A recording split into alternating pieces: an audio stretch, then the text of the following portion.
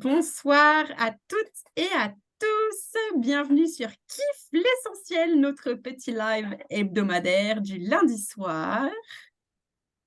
On se retrouve ce soir autour Au- d'une thématique de sorcière. Des fées De- autour de la pleine lune. Voilà, on s'est dit qu'on n'allait pas passer à côté de cette opportunité de faire un petit peu des trucs chelous de sorcière, comme dit Stella. C'est ça. Alors, avant de commencer nos bizarreries, faites-nous un coucou en commentaire. On va essayer de se connecter et bien de voir vos commentaires en direct. La semaine dernière, on a eu un petit couac. Et puis, si vous nous regardez en replay, mettez-nous un petit hashtag colibri ou hashtag replay pour qu'on puisse se connecter à vous. On a tout un tas de petites choses à vous partager ce soir. Et du coup, notre challenge, c'est de faire ça dans l'espace-temps de... Voilà, voilà.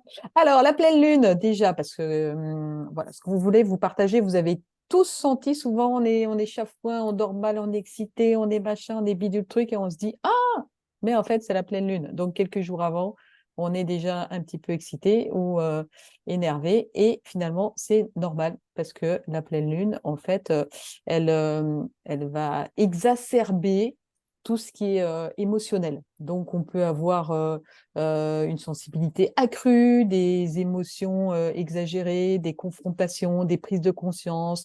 On va se sentir à fleur de peau et dès qu'il y a quelque chose, quelqu'un qui nous dit un truc, ça va nous énerver, bien sûr. Et puis après, des, euh, des problèmes du coup pour s'endormir, on tourne en rond dans notre lit, on a 150 000 pensées à la minute.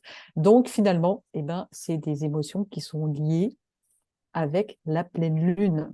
Alors donc voilà, si vous sentez que autour de la pleine lune, vous avez tendance à vous agacer pour un rien, ben essayez de revenir à chaque fois dans votre cœur pour vous dire, attends, il y a la pleine lune là, je vais éviter de me fâcher, de changer de boulot, de divorcer, de tout quitter, d'aller dormir dans un camping-car. Donc voilà, dites-vous que c'est la pleine lune, on respire et on va vous partager quelques huiles essentielles qui vont vous aider à passer ce cap après. Et oui, et après la présentation des huiles essentielles, on vous proposera quelques petits rituels à partager ensemble ou à faire après chez vous de votre côté. Alors, les huiles qui peuvent nous accompagner dans ce temps de pleine lune, on a d'abord adaptive, qui va nous permettre le lâcher-prise, l'adaptabilité, l'expression de soi et la libération émotionnelle. On a ensuite Serenity, qui calme le sentiment anxieux et qui va favoriser une stabilité émotionnelle et nous accompagner dans un sommeil de qualité. On a ensuite l'huile de cyprès, qui va venir canaliser l'énergie pour revenir à l'essentiel, loin des tempêtes émotionnelles. Et enfin, on a la camomille romaine qui calme les émotions intenses et qui va apaiser et aider à gérer une sensibilité accrue. Alors, c'est parti maintenant pour les rituels. Et j'ai vu qu'il y avait Poupipou en live avec nous. Coucou Poupipou! Oh bah Poupipou, en plus je suis sûre qu'elle a des tonnes de rituels pour la pleine lune. Alors s'il te plaît, si tu en as à nous suggérer, vas-y, n'hésite pas à nous mettre un petit commentaire, on va les ajouter. Parce qu'on était parti sur des modes sorcières, mais on n'est pas des sorcières expérimentées à 200%, nous, hein. On n'est pas des Ouais, chamanes. en fait, l'idée, pour tout vous dire, l'idée de la thématique de ce soir, ça vient d'une de mes lectures en ce moment, hein. Je suis en train de lire sur Samhain. Alors, je ne sais pas comment ça se prononce. Au début du livre, ils disent que ça se dit Samhain, mais j'arrive pas à faire le lien entre Samhain et Samhain dans ma tête. Donc, j'aimerais bien que quelqu'un de qualifié puisse me dire comment on prononce vraiment ce mot. Et dedans, il parle justement de la pleine lune de novembre, qu'ils appellent la lune de deuil, le révélateur. Donc, ça va être le moment où on a un repli sur soi. On arrive dans la période sombre, la plus sombre de l'année. Les nuits sont les plus longues, les jours sont les plus courts. Et donc, on est invité à venir se replier sur soi pour mieux se préparer à renaître au printemps. Et donc, du coup, dans ce livre, on nous propose un tirage de cartes. Donc, si vous avez un oracle, je vous mettrai l'image de ce tiracle dans les commentaires pour que vous puissiez vous faire votre petit tirage révélateur de la pleine lune de novembre, cette lune de deuil qui est aussi appelée lune des neiges, lune sombre, lune des tempêtes, lune des longues nuits. Voilà. Ok. Et Alors, et puis, on voulait aussi vous proposer des petits tirages qui étaient communs à toutes les pleines lunes. Parce que la pleine lune, c'est aussi l'occasion. Donc, la pleine lune, elle est purifiante, hein, purificatrice, on va dire. Donc, on peut effectivement en profiter pour nettoyer au Palo Santo, à la sauge, aux choses comme ça. Et puis, on peut. Alors, toi, tu me disais qu'il y a un rituel qui existe à la nouvelle lune, que tu as peut-être fait, Stella, de poser tes intentions, tes souhaits Oui, à la tout à fait. nouvelle lune.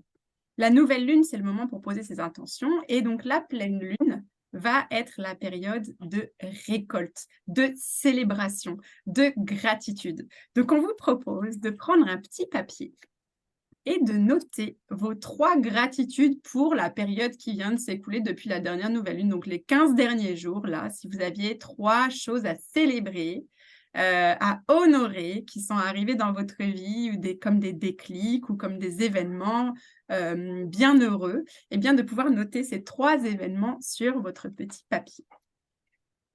Allez, on est parti, chrono.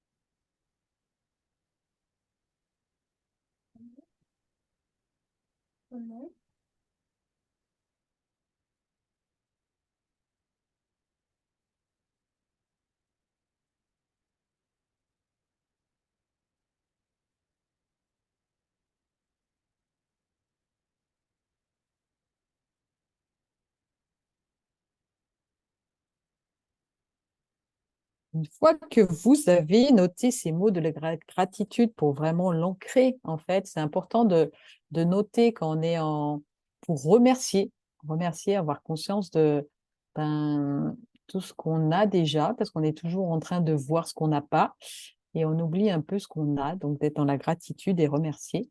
Et le deuxième rituel qu'on peut faire à la nouvelle lune, comme c'est une lune aussi de guérison pour se nettoyer, c'est de se libérer de tout ce qui n'a plus sa place, ce qui nous encombre, ce qui nous incommode. Et à ce moment-là, on va vous inviter à l'écrire aussi sur un papier, mais cette fois-ci, de le brûler. Donc, vous mettez quelque chose qui vous dérange, un truc sur chaque papier, enfin des papiers différents, et pour les brûler, chaque papier pour le brûler.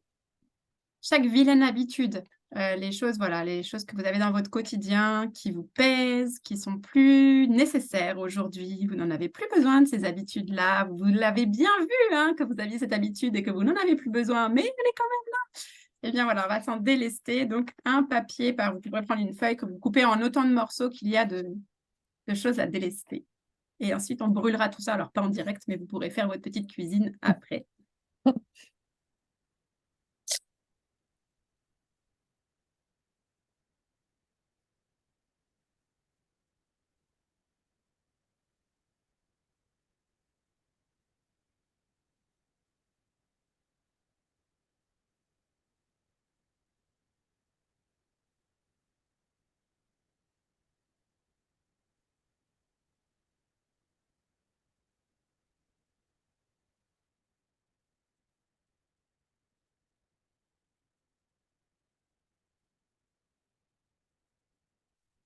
Voilà, voilou. Alors, est-ce qu'on rappellerait pas quand même rapidement les huiles essentielles si vous sentez mal? Voilà, pensez à des huiles essentielles qui vont vous apaiser, vous ancrer, vous ramener dans le cœur. Donc, on avait proposé 2 huiles essentielles simples, qui étaient la camomille romaine et le cyprès, et 2 synergies de doTERRA pour vous faire passer cette période un petit peu plus challengeante, encore un peu plus. C'était Adaptive et Serenity. Oui. Voilà. Et pour vous accompagner à activer votre petit pouvoir de nettoyage et de gratitude, on vous propose 2 dernières choses. La première, c'est que la pleine lune, c'est l'opportunité de venir recharger vos pierres. Donc, si vous avez des pierres semi-précieuses à la maison, vous pouvez les mettre dehors, sur votre balcon ou dans votre jardin pour qu'elles prennent les rayons de la lune et qu'elles se chargent de toute cette énergie lumineuse. Et l'autre chose, c'est que vous pouvez vous faire de l'eau de lune. Donc, l'eau de lune, vous prenez une carafe en verre de préférence, dans laquelle vous allez mettre de l'eau et que vous allez laisser dehors pendant toute la nuit. Vous l'enlevez le matin avant que les rayons du soleil ne viennent dessus. Et ensuite, vous allez pouvoir boire en conscience cette eau-là tout au long de la journée et la faire boire à vos enfants. Moi, ils adorent boire de l'eau de lune. Et on va dire que cette eau-là, chargée des rayons lunaires, elle va vous aider, tout ce processus de nettoyage et de réancrage des nouvelles choses que vous voulez à l'intérieur de vous. Voilà, voilà. Super. Eh bien, écoutez, je crois qu'on en a fini pour notre live de ce soir. Yes, alors j'ai vu qu'il y avait Lynn avec nous, Karel aussi. Eh bien, dites-nous les filles si c'est tout OK pour vous. Partagez-nous aussi en message, en commentaire, vos rituels à vous. Qu'est-ce que vous faites à votre pleine lune? Quels sont vos petits trucs? Vous pouvez nous mettre des photos. Alors, je pense que comme ça va toutes nous inspirer. C'est vraiment chouette de vivre ça ensemble. Un jour, on dansera autour du feu. On vous fait des gros bisous impeccables. C'est parti pour les nettoyages. Merci pour ces jolies idées. Je découvre un tas de belles choses. Ah, super, génial. Merci les filles. Des gros bisous. Je vous mets la photo du tirage en dessous. Et puis, je peux même vous mettre la photo du mien parce que je me suis fait le petit tirage de cartes juste avant que le live démarre. Et c'est assez chouette.